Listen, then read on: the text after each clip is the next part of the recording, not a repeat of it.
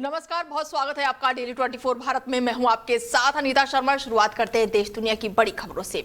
और बड़ी जानकारी प्रधानमंत्री नरेंद्र मोदी से जुड़ी हुई कि 13 से 19 जून तक यूरोप दौरे पर पीएम मोदी। 14 जून को मैक्रो से करेंगे द्विपक्षीय वार्ता। G7 सम्मेलन में विश्व नेताओं से होगी मुलाकात। ट्रंप से पीएम मोदी की हो सकती है मुलाकात। प्रधानमंत्री नरेंद्र मोदी 13 से 19 जून तक फ्रांस, स्लोवाकिया और G7 शिखर सम्मेलन के लिए 7 दिवसीय यूरोप दौरे पर रहेंगे। और इस दौरान प्रधानमंत्री 13 से 14 जून तक फ्रांस के नाइस शहर में रहने वाले हैं, जहां वो फ्रांसीसी राष्ट्रपति इमैनुअल मैक्रो के साथ द्विपक्षीय वार्ता करेंगे और दोनों नेता भारत और फ्रांस के बीच रणनीतिक साझेदारी की समीक्षा करेंगे। इस साल स्पेशल ग्लोबल स्ट्रेटेजी पार्टनरशिप के तहत ये विस्तार किया गया है और 14 जून को दोनों नेता संयुक्त रूप से भारत इनोवेट्स कार्यक्रम का उद्घाटन भी करेंगे, जिसमें भारत, फ्रांस और अन्य देशों का प्रमुख स्टार्टअप और वेंचर कैपिटल फंड्स भाग लेंगे। और इसके बाद से प्रधानमंत्री नरेंद्र मोदी 14 से 16 जून तक स्लोवाकिया के राजकीय दौरे पर रहेंगे। स्लोवाकिया प्रधानमंत्री रॉबर्ट फीको के निमंत्रण पर होने वाला ये दौरा कई मायनों में बेहद ही खास माना जा रहा है। ऐसे में प्रधानमंत्री जो है 1 हफ्ते के लिए यूरोप दौरे पर हैं। अमित जी हमारे साथ जुड़ चुके हैं, राजनीतिक विशेषज्ञ। उनसे जानते हैं कि किस तरीके से, सबसे पहले बात G7 शिखर सम्मेलन की बात कर लेती हूँ कि किस तरीके से इसको देख रहे हैं। अमित जी। हेलो अमित जी, आवाज आ रही है मेरी? जी जी जी, नमस्कार सभी दर्शकों को। जी सर, सबसे पहला सवाल यही होगा कि G7 सम्मेलन जो होने जा रहा है किस तरीके से देख रहे हैं और भारत के लिए कितना सही है ये? देखिए, ये जो G7 है एक बना बनाया हुआ अमीर देशों का जाल है, जिसमें पूरी दुनिया के गरीब देशों पे इन्फ्लेशन को पास किया जाता है। फ्री में स्वाइप दे दे के वो अपनी करेंसी को स्ट्रांग करके हमारे ऊपर इन्फ्लेशन पास करते हैं। तो इसका कोई बड़ा महत्व तो है नहीं। हाँ ठीक है, राजनीति की दुनिया में सब कुछ अच्छा माना जाता है, बट मोदी जी गए हुए हैं, उसमें जो डॉक्यूमेंट साइन होंगे वो ऑलरेडी इंडिया और यूरोप के साथ हो चुका है। तो यूरोप और इंडिया के साथ कुछ टर्म एंड कंडीशन के साथ फ्री ट्रेड डील हो चुकी है। तो मुझे नहीं लगता अब G7 से भारत को कुछ फर्क पड़ता है, क्योंकि अब एक बात लोगों को ध्यान रखनी होगी, या तो दिल्ली में या तो दिल्ली के बिना पूरी दुनिया का काम नहीं चलेगा। ये 2027 अगले साल से क्लियर हो जाएगा। अब रही बात ट्रम्प साहब से मुलाकात की, तो मुझे तो भारत के लोगों पे हंसी आ रही है और भारत के मीडिया वालों पे। ये हर तीसरे हफ्ते एक न्यूज फ्लैश करते हैं कि इंडिया यूएस का ट्रेड डील हो गया। आप बताइए, आपके दर्शक बताएं, पिछले 2 सालों से जब से ट्रम्प साहब आए हैं हर महीने ट्रेड डील होती है और हर महीने मार्केट 500 ऊपर होता है, फिर होता नहीं कुछ हुआ, पता लगता है 1000 पॉइंट नीचे आ गई। तो रोज पब्लिक का काटा जा रहा है और सरकार उसके मजे ले रही है। तो मुझे लगता है कि जनता को बेवकूफ बनाना बंद करना होगा और जनता को समझदार होना होगा कि ये जो फालतू के राजनीति में। बिल्कुल अमित जी, जनता बहुत समझदार है। अमित जी, जनता बहुत समझदार है, सब चीज़ों पर नज़र रखे हुए है और सब चीज़ों से वाकिफ है, अपडेट रह रही है। आजकल की जनता की बात कर लूँ, जैन जी की बात कर लूँ, पूरी दुनिया की खबरें इन लोगों के पास है। जो सबसे मुलाकात की बात अभी आपने की कि ट्रंप और मोदी की मुलाकात होने वाली है, खास होने वाली है, क्योंकि एक तरफ नाविक जो है मारे जा रहे हैं और इसी बीच प्रधानमंत्री नरेंद्र मोदी की मुलाकात है। उधर ईरान के और इजराइल का युद्ध चल रहा है, तो खास तो है ये मुलाकात। अमित जी। नहीं, कुछ खास नहीं है। देखिए, ये जनता को बेवकूफ बनाने का तरीका है। जो लड़ाई हो रही है वो पहले से स्क्रिप्ट लिख दी जाती है कि ये मैं करूंगा और ये तुम करोगे। बिल्कुल। और वही हो रहा है। आप एक बात बताइए, हजारों मिसाइल और हजारों ड्रोन मारने के बाद ना यूएई को कुछ फर्क पड़ा, ना सऊदी को कुछ फर्क पड़ा, ना कतर को कुछ हुआ, ना ईरान के ऊपर कुछ हुआ। ईरान के अंदर जो भी हुआ उसकी न्यूज तो हमें मिली नहीं। इजराइल में जो नुकसान हुआ उसका तो हमने वीडियो देख लिया। तो देखिए, ऐसा है कि राजनीति में वो होता है जो हम देखते हैं, जो हमें दिखाया जाता है, बट होता वही है जो हम नहीं देख पाते हैं। तो ठीक है, मैं प्रधानमंत्री नरेंद्र मोदी की छोड़ देती हूँ, फ्रांस की छोड़ देती हूँ, यूरोप की छोड़ देती हूँ, ट्रंप की बात करती हूँ कि ट्रंप के लिए कितना खास है ये? नहीं, ट्रंप के लिए कोई खास नहीं। वो कोई बयानबाजी करेंगे जिससे उनका पैसा बनेगा। मैं तो पहले भी आपके चैनल पे बातचीत में बता चुका हूँ, हमारे दर्शकों को तो पता है कि केवल ट्रंप साहब पैसा बनाने के लिए आए हैं। वो कुछ ना कुछ ऐसा काम करेंगे जिससे मार्केट में अप एंड डाउन हो गए। और एक बार देख लीजिए, अभी तो पिछले महीने का डाटा भी आ गया कि 700 ट्रेड किए हैं उन्होंने। अब एक आदमी 700 ट्रेड कर रहा है, मतलब उतने तो जो फंड हाउस होते हैं वो नहीं कर पाते हैं, तो वो कर रहे हैं। तो देखिए, ऐसा है कि जनता का काटा जा रहा है और सरकार उसमें पूरा सहयोग कर रही है। तो ये 1 हफ्ते के लिए दौरा है प्रधानमंत्री नरेंद्र मोदी का, कई जगहों पर जाएंगे, कई बड़े दिग्गजों से मुलाकात करेंगे, तो ऐसा तो है नहीं कि वो ऐसे ही चले गए होंगे। कुछ तो रणनीति बनी होगी भारत को लेकर, या तो रणनीति भारत की साफ है। मैं पहले भी बोल चुका हूं, आज भी बता देता हूं। भारत के 3 प्रोसेस जो है वो चल रहे हैं। एक है डी रेडिकलाइजेशन का, और दूसरा है डी डॉलराइजेशन का, और तीसरा है डी कॉलोनाइजेशन का। ठीक है। मोदी जी ने अपने विदेश के दौरे में पहले उनका बड़ा आरोप हुआ था कि ये जाते हैं, लोगों से मिलते हैं। तो उन्होंने क्या किया था, पहले देश के हेड के साथ मिलके संबंध स्थापित किए। उसके बाद कंपनियों को, भारत की कंपनियों के साथ बिजनेस मतलब गवर्नमेंट टू गवर्नमेंट बिजनेस को अप्रूव करा लिया। अब जिससे भारत में बैठे हुए लुटियंस के जो दलाल थे, चाहे डिफेंस के हो, चाहे मेडिसिन के हो, मतलब किसी भी सेक्टर के, अब उनकी रोजी रोटी बंद हो गई। आप उम्मीद लगाइए 27,000 करोड़ की प्रॉपर्टी और 1,000 महीने का या 1,000 साल का रेंट पे चल रही थी, तो ये भारत की जनता के साथ मजाक ही चल रहा था। बिल्कुल ठीक है। जहाँ 80 करोड़ जनता 5 किलो राशन ले रही हो, वहाँ 27,000 करोड़ की प्रॉपर्टी 1,000 रुपए पे दी गई हो, तो ये देश के साथ मजाक ही चल रहा है। तो सरकार डी कोलोनाइजेशन के प्रोसेस में ये सारी चीजें धीरे धीरे कर रही है, और सरकार अच्छा काम कर रही है, मैं जानता हूँ, इसीलिए बहुत ज्यादा विरोध नहीं करता। लेकिन जनता को ये समझना होगा कि ये सरकार कोई भी हो, वो पूंजीपतियों के लिए काम करती है, जिससे उनको फायदा लेना हो, और वो उनके साथ चलती है। तो हमें सतर्क रहना होगा। ठीक है अमित जी, जुड़ने के लिए बहुत शुक्रिया आपका। जी नमस्कार। बता दें कि इस दौरे के दौरान प्रधानमंत्री नरेंद्र मोदी अमेरिकी राष्ट्रपति डोनाल्ड ट्रंप के बीच द्विपक्षीय मुलाकात की भी संभावना जताई जा रही है। माना जा रहा है कि दोनों नेता व्यापार, रक्षा सहयोग, इंडो पैसिफिक क्षेत्र में वैश्विक सुरक्षा से जुड़े मुद्दों पर चर्चा कर सकते हैं। ऐसे में पीएम मोदी का ये दौरा भारत के वैश्विक संबंधों को नई मजबूती देगा और प्रमुख देशों के साथ रणनीतिक साझेदारी को और गहरा करने की दिशा में एक बेहद ही महत्वपूर्ण कदम माना जा रहा है।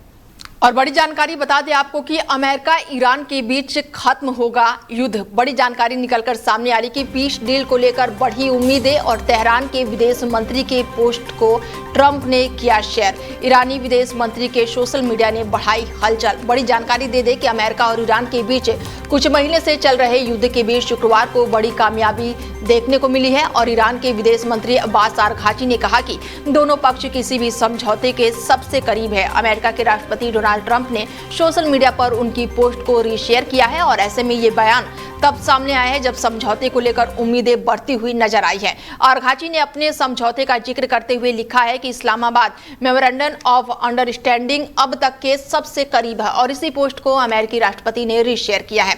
ऐसे में समझौते को लेकर बातचीत सही दिशा में होती हुई नजर आ रही है। अरघाची का बयान ऐसे वक्त पर आया है जब ट्रंप ने कहा है कि ईरान के साथ युद्ध का समाधान निकाल लिया गया है। साइन में पहले कुछ प्रतिक्रियात्मक कदम बाकी है। ट्रंप ने कहा है कि अब बस डॉक्यूमेंट्स को अंतिम रूप देना बाकी है, और ये काम अगले कुछ दिनों में पूरा हो जाएगा।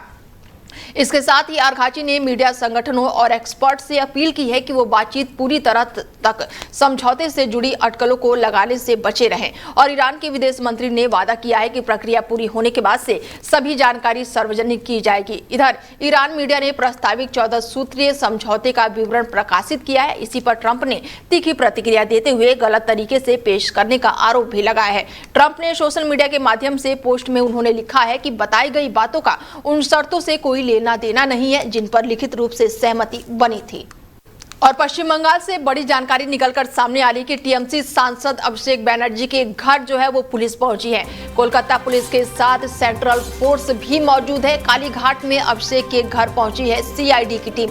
बड़ी जानकारी आपको दे दें, पश्चिम बंगाल से अहम जानकारी निकलकर सामने आ रही है कि ममता बनर्जी के भतीजे जो हैं अभिषेक बैनर्जी की मुश्किलें कम होती हुई नजर नहीं आ रही है। पार्टी में बगावत के बीच दोनों नेता जांच एजेंसियों के निशाने पर आ गए हैं, और ताजा मामला कलकत्ता का बताया जा रहा है, जहां पर शनिवार सुबह 2 थानों की पुलिस अभिषेक बैनर्जी के कालीघाट स्थित आवास पर पहुंची है। पुलिस ने टीएमसी नेता के घर की तलाशी ली। बताया जा रहा है कि पुलिस सुबह 3 बजे के बाद ही टीएमसी नेता के घर पहुंची है और सुबह 7 बजे निकली है। घर के बाहर पुलिस की कई गाड़ियां खड़ी थी। दरअसल शालीबानी थाना क्षेत्र में पुलिस अभिषेक बैनर्जी के पीए सुमित रॉय को ढूंढ रही थी, और सुमित को ढूंढने के लिए आज सुबह शालबानी थाना क्षेत्र की पुलिस कोलकाता पुलिस के साथ मिलकर अभिषेक बैनर्जी के घर तलाशी ली है।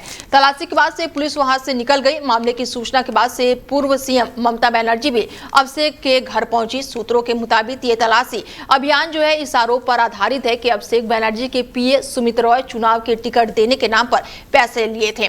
सुमित पर आरोप है कि उन्होंने विधानसभा चुनाव में टिकट दिलाने के नाम पर पैसे लेते थे और इससे पहले शुक्रवार को सीआईडी ने टीएमसी के राष्ट्रीय महासचिव अभिषेक बनर्जी को नोटिस भी भेजा था और ये नोटिस चुनाव प्रचार के दौरान कथित तौर पर भड़काऊ बयान देने के मामले में 16 जून को जांच अधिकारियों के सामने पेश होने के लिए था। सीआईडी अधिकारी खुद नोटिस देने के लिए उनके घर पहुंचे थे। ऐसे में अभिषेक बनर्जी की मुश्किलें कम होती हुई नहीं दिख रही हैं। वहीं पश्चिम बंगाल के बाद अब महाराष्ट्र में भी सियासी हलचल देखने को मिल रही है। महाराष्ट्र के सियासी कॉरिडोर से बड़ी खबर निकलकर सामने आई है, जहां के राज्य के पूर्व मुख्यमंत्री और शिवसेना यूबीटी के अध्यक्ष उद्धव ठाकरे ने पार्टी के सांसदों की आपात बैठक बुलाई है। और अब सवाल यह है कि आखिर इमरजेंसी मीटिंग बुलाने की जरूरत क्यों पड़ गई?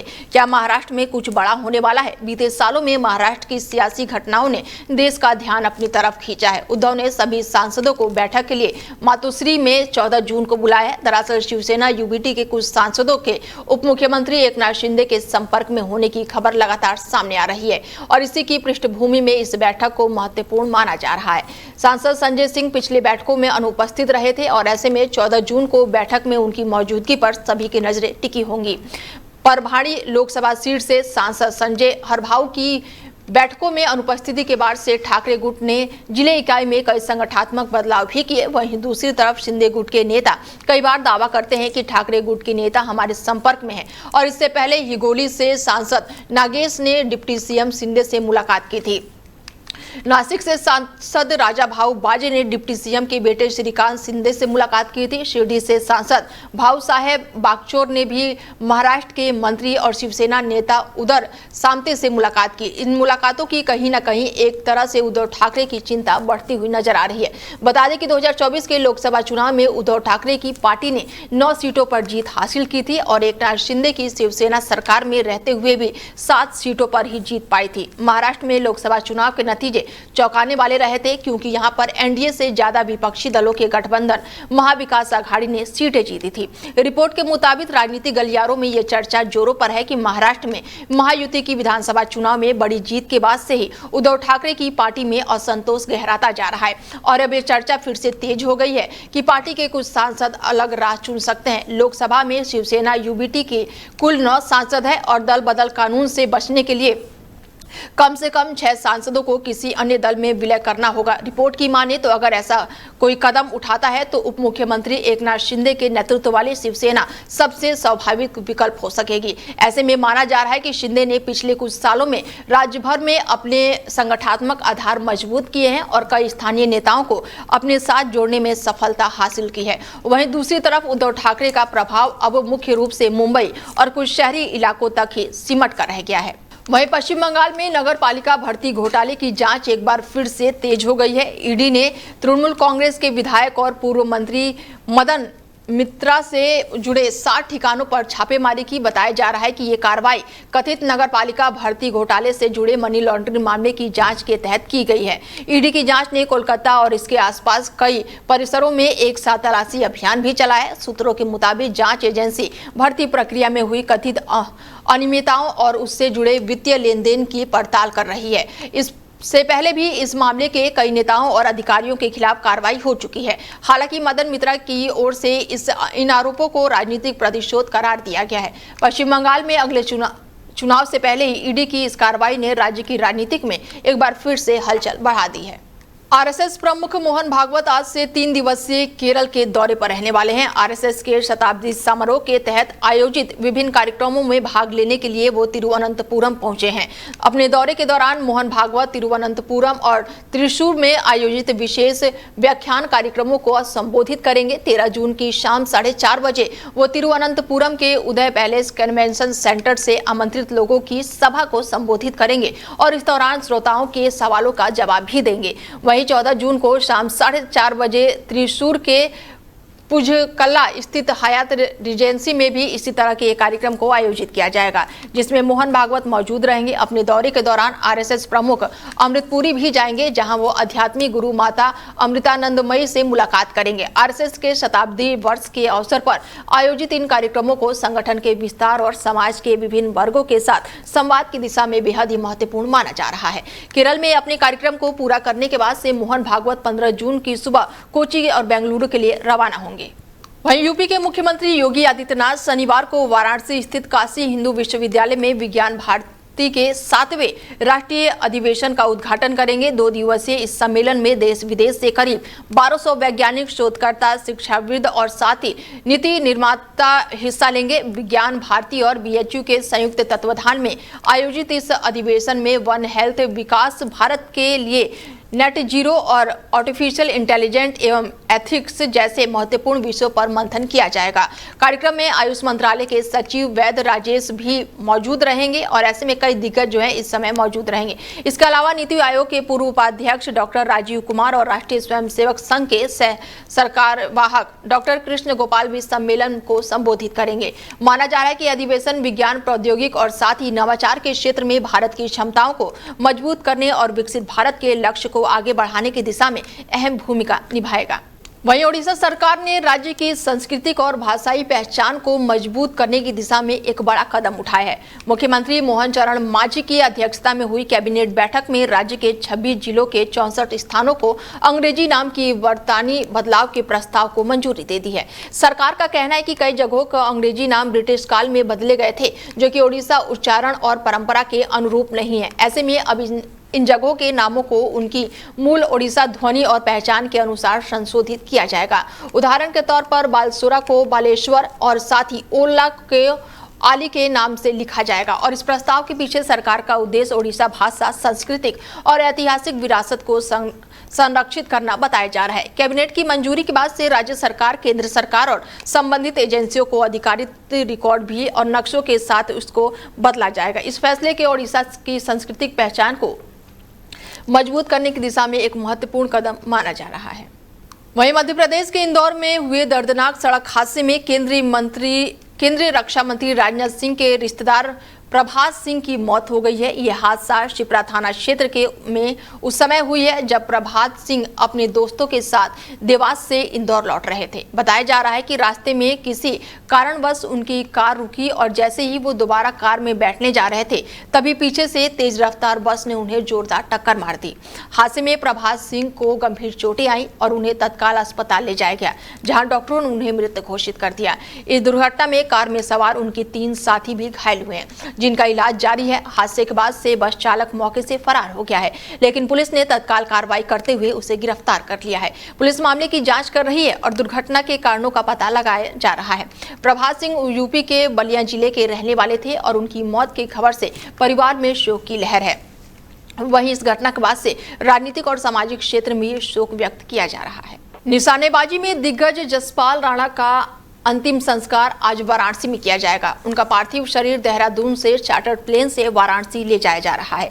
बताया जा रहा है कि अंतिम संस्कार में मुख्यमंत्री योगी आदित्यनाथ भी शामिल होंगे। जसपाल राणा का निधन भारतीय खेल जगत के लिए सबसे बड़ा सदमा माना जा रहा है। उत्तरकाशी के रहने वाले राणा ने निशानेबाजी को देश में नई पहचान दिलाई। उन्होंने खिलाड़ी और कोच दोनों भूमिकाओं में बड़ा योगदान दिया और इसके साथ ही राष्ट्रीय स्तर पर भी उन्होंने मुकाम हासिल किया। एशिया खेलों में 4 स्वर्ण, राष्ट्रमंडल खेलों में 9 स्वर्ण समेत कुल दर्जनों पदक जीते हैं। दोहा एशिया खेल 2006 में बीमारी के बावजूद भी 3 स्वर्ण पदक जीतना उनका जुझारूपन दिखाता है। और खिलाड़ी के बाद कोच बनकर राणा ने मनु भाकर, सौरभ चौधरी और चिंकी यादव जैसे कई स्टार को तैयार किया।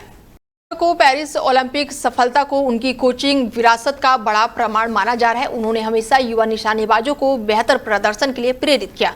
राष्ट्रपति द्रौपदी मुर्मू, प्रधानमंत्री नरेंद्र मोदी और केंद्रीय खेल मंत्री मनसुख मांडविया ने उनके निधन पर गहरा शोक जताया। ओलंपिक चैंपियन अभिनव बिंद्रा ने भी उन्हें याद करते हुए कहा कि राणा ने भारतीय शूटिंग को आकार देने में कई अहम भूमिका निभाई है।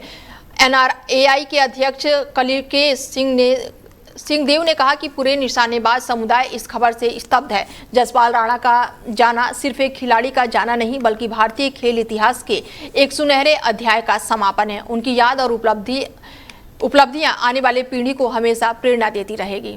महाराष्ट्र के पुणे से एक बेहद ही दर्दनाक घटना सामने आई है, जहां पर कॉर्पोरेट जगत में कार्यस्थल पर उत्पीड़न और मानसिक स्वास्थ्य को लेकर गंभीर सवाल खड़े हो गए।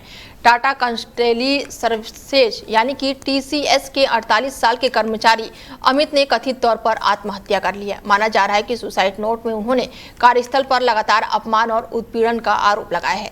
आरोप है कि 2 महिला सहकर्मियों समेत 3 लोगों के व्यवहार से वो लंबे समय से मानसिक दबाव में थे। सुसाइड नोट में उन्होंने दावा किया है कि उन्हें उनकी विशेषज्ञता से बाहर के प्रोजेक्ट दिए गए हैं और कैरियर में आगे बढ़ने के अवसर से वंचित रखा गया है।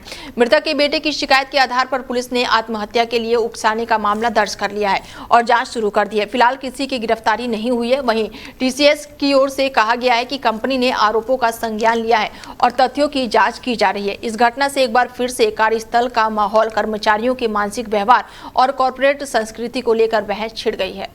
फीफा विश्व कप 2026 के दौरान मैक्सिको में खेले गए दक्षिण कोरिया और चेक गणराज्य के मुकाबले में बड़ी संख्या में खाली सीटें दिखाई देने के बाद से फीफा को सफाई देनी पड़ी है।